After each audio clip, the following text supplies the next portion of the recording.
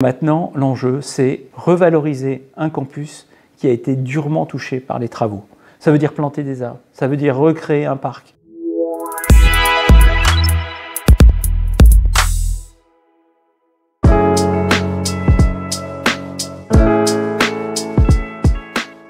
Je n'avais pas du tout prévu à l'origine de faire un deuxième mandat, mais il se trouve que durant le premier mandat ont été initiés des projets importants, notamment immobiliers, qui continuent à vivre en ce moment sur le site de Maison Alfort d'une part et sur le site de Normand d'autre part, qu'on a des échéances importantes jusqu'en 2025 qui sont dans la continuité du premier mandat, et c'est ce qui m'a amené à vouloir accompagner la fin de ce cycle.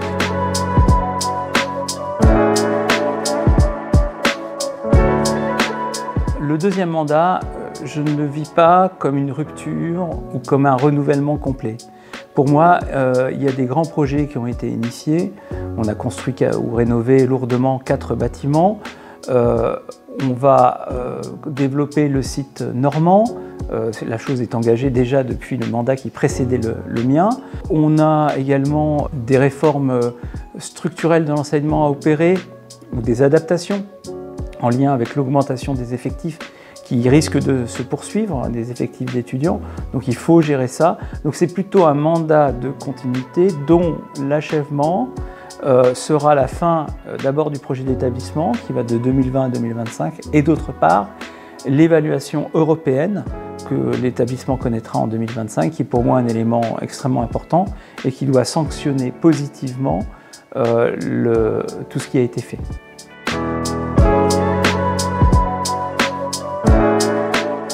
Dans les choses qui sont vraiment importantes pour moi, il y a la construction du pôle écuin normand, qui est fondamental pour l'école.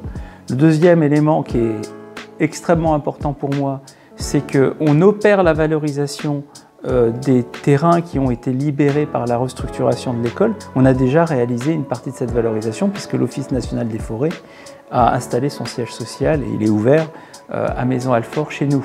Il faut maintenant s'intéresser aux autres territoires qui ont été libérés. Et pour moi, il y a un enjeu vital d'ouverture, mais également d'harmonie. C'est-à-dire qu'on est sur un domaine qui est protégé au titre des monuments historiques. C'est la plus vieille école française encore sur son site d'origine. Et pour moi, c'est un bijou à travailler précautionneusement cette alchimie entre le respect du patrimoine aussi bien matériel qu'immatériel de l'école et sa nécessaire évolution et inscription dans un futur brillant.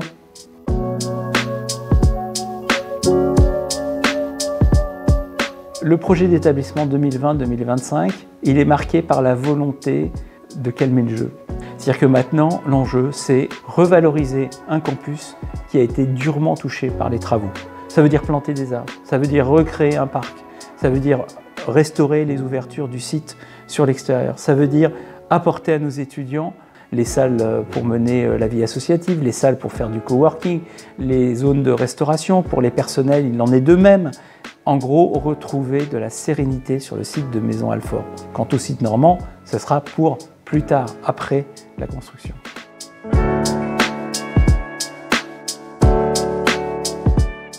Le Covid commence à un peu s'éloigner, même si on parle encore de vagues, de nouvelles vagues. Mais enfin, il commence un peu à s'éloigner et c'est très important qu'on retrouve un peu là encore de sérénité et que les étudiants qui ont vécu, je dirais presque dans leur chair, cet épisode de Covid, qu'ils puissent retrouver cette sérénité, ce bonheur d'apprendre, cette quiétude face à ce qui les a impactés. Pour les plus jeunes, c'est une année fondamentale pour moi, car on va voir arriver en deuxième année les étudiants que nous avons recrutés en 2021 par la voie post-bac, Parcoursup, et qui vont se joindre aux étudiants que nous avons recrutés en 2022 par les autres voies, les voies traditionnelles. Et pour moi, il y a un enjeu majeur de cohésion sociale au sein de la vie étudiante.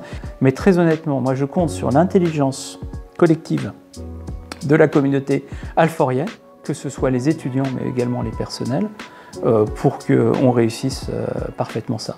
Puis il y a quand même quelque chose d'extrêmement motivant, c'est qu'on nous a livré un nouveau bâtiment dans lequel je me trouve, qu'on appelle l'Agora, qui est un bâtiment d'enseignement.